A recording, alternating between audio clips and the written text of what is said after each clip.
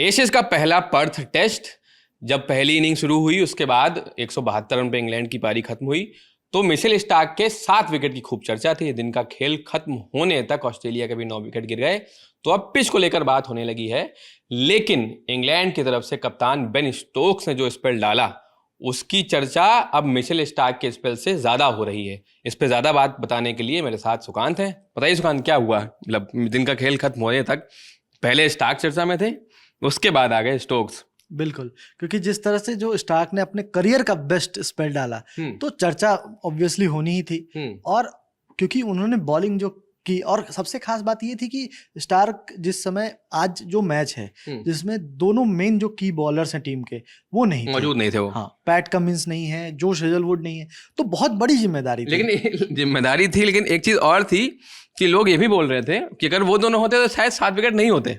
ये भी है, ये भी बिल्कुल सच है। और इसी कारण से आज तक हुआ भी नहीं था कि मतलब 7 विकेट। लेकिन जिस तरह से आपने जो बोला ना कि बेन स्टोक्स ने जिस तरह से बॉलिंग की है, मतलब एक स्पेल में उन्होंने पूरे मैच का रुख ऐसा पलटा है कि अब ये मैच किस ओर जाएगा अभी कुछ नहीं कहा जा सकता। और ऑलरेडी ऑस्ट्रेलिया बैकफुट पे है, वो पूरी तरह से बैकफुट पे है। 9 विकेट गिर गए हैं और जो रिकॉर्ड आप बता रहे थे 19 विकेट, मुझे लगता है एशेज के इतिहास का ये 100 साल पहले एक 1888 में ऐसा हुआ था कि मतलब एक दिन में 18 विकेट गिरे थे पहले दिन एशेज सीरीज के। 17 शायद 18। अच्छा। और अब यहाँ पे 19 विकेट गिर गए हैं। तो ये अपने आप में एक बहुत बड़ा रिकॉर्ड है। मतलब पूरे दिन बॉलर्स का ही बोलबाला रहा। लेकिन जो बात आपने पूछी कि स्टोक्स के स्पेल के बारे में, तो स्टोक्स आज पहले से भी ये चीज चर्चा में थी कि स्टोक्स यहाँ पे बहुत खतरनाक साबित हो सकते हैं। और स्टोक्स ने जिस तरह एक मिनट रुकना चाहूंगा, 17 विकेट ही है वो। इससे पहले ट्रेंट ब्रिज में 2021 में एशेज के लास्ट 100 ईयर्स में, तो आज 19 विकेट गिरे हैं। इससे पहले ट्रेंट ब्रिज में 2021 में पहले दिन में 17 विकेट गए थे। इंग्लैंड के 10 और ऑस्ट्रेलिया के 7। 1888 में 18 थे। अरे तो फिर वो 100 साल से और पहले हो गया। हाँ, 100 साल से पहले हो गया। मतलब 2001 नहीं, ये मतलब उसमें सबसे पुराना हो गया। तो मतलब जिस तरह से स्टोक्स ने बॉलिंग की है प्रशांत, सबसे खास बात क्या रही कि स्टोक्स लगातार एक लेंथ को पिक कर रहे थे और वहां हिट कर रहे थे। और सबसे अच्छी प्लानिंग, आप देखो उनके जितने विकेट्स थे ना, ज्यादातर वो प्लानिंग के अकॉर्डिंग थे। उसमें एक ख्वाजा का नहीं, कैरी का विकेट, एलेक्स कैरी का विकेट था, जहां पे उन्होंने जानबूझ करके वो बॉल लेंथ पे पिच की और कैरी उस टेम्पटेशन में चले गए कि मैं इसको जो थर्ड मैन का जो फील्डर है उसके ऊपर से छक्का लगा दूंगा। और वहां वो टेम्पटेशन उनका काम नहीं आया और स्टोक्स ने वहां पे एक विकेट निकाला। फिर उसी तरह से स्टार्क भी बहुत अच्छे दिख रहे थे और लगातार अच्छी तरह से हिट कर रहे थे जिस समय बैटिंग कर रहे थे। तो उस समय स्टार्क को भी उन्होंने उसी तरह से उसी अंदाज में एक स्लोअर वन पे फंसाया। तो कहीं ना कहीं वो पूरी प्लानिंग के हिसाब से बॉलिंग कर रहे थे कि जिस बॉलर, जैसे अब हेड आए तो हेड के लिए क्या प्लानिंग होनी चाहिए, वो कहाँ पे फंसते हैं, बॉडी लाइन पे उनको बॉल करना है, उनको ज्यादा रूम नहीं देना ताकि वो थोड़े से क्रैम्प हो जाए और वहां पे विकेट दे दे। और वही हुआ, हेड भी क्रैम्प होके ही विकेट देगा। जहां पे आउट हुए वो कैच दिया उन्होंने, वहां पे अमूमन कोई आउट नहीं होता है जनरली। हाँ। तो ये उनकी कमजोरी और जो प्लानिंग थी। बेन स्टोक्स बहुत अच्छे, आपको पता है कि टेस्ट में वो किस तरह के, मतलब वो क्या कर सकते हैं। और जिस तरह से उन्होंने आज पूरे प्लान के साथ बॉलिंग की ना, वो दिखाता है कि मात्र 6 ओवर के स्पेल में उन्हें इतनी सफलता क्यों मिली। क्योंकि देखिए पर्थ की पिच बहुत अच्छी है, बॉलर्स के लिए बहुत मदद है इसमें, लेकिन इसमें से वो कैच लेना कि हाँ इसका ये जो मदद है उसको अपने लिए यूज करना, वो काम स्टोक्स ने करके दिखाया। और उससे पहले, स्टोक्स से पहले, क्योंकि स्टोक्स तो बहुत लेट खुद को लेके आया, उससे पहले उनके main bowlers Jofra Archer, Mark Wood सब बॉलिंग करा चुके थे, एटकिंसन वगैरह। बात ये और इसलिए भी बहुत खास है क्योंकि उन्होंने अपने सारे बॉलर्स को पहले यूज कर लिया। और भरत सुंदरेशन ने बहुत अच्छा ट्वीट भी लिखा है कि मतलब कैजुअली जो है वो अपने आप को लेकर के आया स्पेल में, और एक ही स्पेल में उन्होंने ऑस्ट्रेलिया के 5 बैटर्स को आउट कर दिया। और ऐसा लगा ही नहीं कि क्या हुआ है, और अंतिम 6 ओवर में उन्होंने पूरा खेल पलट दिया। और दिन का खेल खत्म होने से पहले ऑस्ट्रेलिया अब 9 विकेट डाउन है।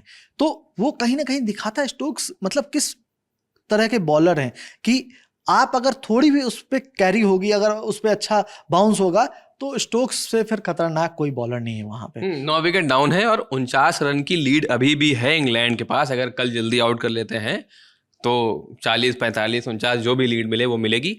और अगर आप भी फॉलो ही कर रहे थे, एशेज शुरू होने से पहले ही, हाँ, पर्थ की पिच पे जितने भी एक्सपर्ट्स थे मतलब अधिकतर लोगों ने ऐसा ही बोला था कि सब मेन बॉलर जो हैं इंग्लैंड के या स्टार्क, ये सब तो अच्छी बॉलिंग कराएंगे ही, लेकिन कईयों का ये कहना था कि स्टोक्स इस पिच पे खतरनाक हो सकते हैं क्योंकि वो असिस्ट कर रही है, बट स्टोक्स जो वेरिएशंस लेके आते हैं वो ज़्यादा इम्पैक्ट करेंगे, और वही हुआ। बिल्कुल बिल्कुल, क्योंकि देखिए वो जो एक्सपर्ट्स की बात थी ना कि यहाँ पे स्टोक्स को ज़्यादा वो मिलेगा, मदद मिलेगी, क्योंकि देखिए सिंपली होता क्या है कि जब ऐसी पिच हो जहाँ पे ऑलरेडी बाउंस बहुत ज़्यादा हो, ट्रू बाउंस नहीं हो, उससे ज़्यादा थोड़ी सी स्पंजी बाउंस हो, और पर्थ की पिच पे स्पंजी बाउंस है। हमने देखा है कि पर्थ में जब इससे पहले इंडियन टीम खेलने गई थी पिछले, अभी हम बॉर्डर गवास्कर ट्रॉफी खेल के 17 विकेट गिरे थे पहले दिन, 17 विकेट गिरे थे उसमें।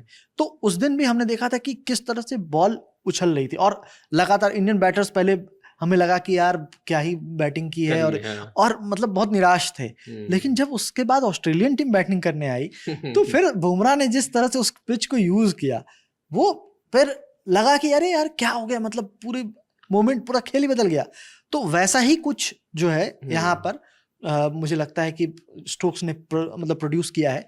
और जो सबसे खास बात है प्रशांत, कि अब जैसे ये मैच जिस ओर पे खड़ा है, अब इंग्लैंड के पास बैटिंग में बहुत अच्छी मतलब लाइनअप है और अच्छे फॉर्म में है। आप रूट की बात ले लो, डकेट की ले लो, सब अच्छे फॉर्म में है और वो रन बना सकते हैं। ओली पोप भी 46 रन उन्होंने बनाया यहाँ पे, हैरी ब्रूक ने 52 रन बनाए।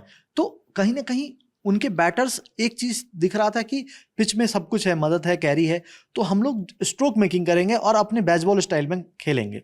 इसका उन्हें फायदा भी मिला, क्योंकि आप देखो बोलैंड को उन्होंने सेट ही नहीं होने दिया। हाँ, शुरू से ही उन पर अटैक रखा, काउंटर अटैक किया। तो इस तरह से उनका जो माइंडसेट है वो यही करेंगे। अभी आएंगे सेकंड इनिंग में फिर से वो काउंटर अटैक करेंगे। और हैरी बुक को शायद वो बेसबॉल का ही फायदा मिला, वो वैसे ही खेल रहे थे। हाँ, मतलब वो हट के खेल रहे हैं, रूम बना के खेल रहे हैं, वो खड़े होकर तो मतलब खेलते ही नहीं है वैसे भी, और आज भी उन्होंने कोशिश नहीं करी। लेकिन हाँ, एक चीज अच्छी कर रहे थे सुकान, आप भी बताना मेरे को, वो अब कोई, क्योंकि पर्थ है यहाँ पे, बाउंस है, स्पॉन्जी बाउंस है, वो हर बॉल पे वैसे शॉट मारने की कोशिश नहीं कर रहे थे। एक अच्छी चीज ये थी, इसीलिए शायद 52 रन बना पाए, नहीं तो पहले आउट हो चुके होते। बिल्कुल बिल्कुल बिल्कुल। और जो चीज यहाँ पे थी कि आप जैसे प्लान आउट करके आप विकेट ले सकते हो। देखिए स्टार्क को बहुत मदद मिली और स्टार्क ने वो काम किया, लेकिन जब स्टोक्स आए तो किसी ने उम्मीद उस समय नहीं की थी कि इसी स्पेल में 5 विकेट वो निकाल जाएंगे। और एक स्पेल में 5 विकेट मुझे बहुत रेयरेस्ट ऑफ द रेयरेस्ट है कि जब एक बॉलर आए और एक ही स्पेल में पूरी टीम को, आधी टीम को वो आउट करके चला जाए। वो भी तब जब ऐसा नहीं है कि आप आकर के स्टार्टिंग से बॉलिंग कर रहे हो, है ना, मतलब कि आप आ रहे हो और जैसे स्टार्क शुरू करते हैं बॉल को, उसमें बॉल में ज्यादा मदद भी होती है, उसमें शाइन होता है। और जब स्टोक्स आए थे लगभग 20 ओवर बॉल पुराना हो गया था। और जैसे आपको पता है कुका बॉल के साथ एक बात है कि जैसे वो पुरानी होती जाती है उसमें बैटिंग आसान हो जाता है।